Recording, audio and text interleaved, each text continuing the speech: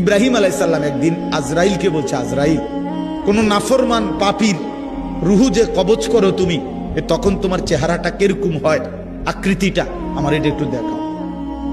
হযরত ইব্রাহিম আলাইহিস সালামকে আজরাইল বলছে, আল্লাহর কসম হে নবী, আপনি সহ্য করতে পারতেন না, আপনি এটা দেখতে চাইেন না। ইব্রাহিম আলাইহিস সালাম বললেন, না, আমার একটু হলেও দেখাও।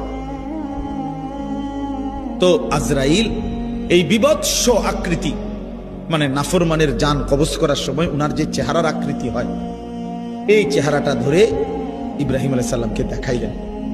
বিশ্বাস করেন, এই কিতাবে আছে, ইমাম কুরতুবীর কিতাব, ইব্রাহিম আলাইহিস সালাম একটা চিৎকার মাইরা বেহুশ হয়ে গেছে।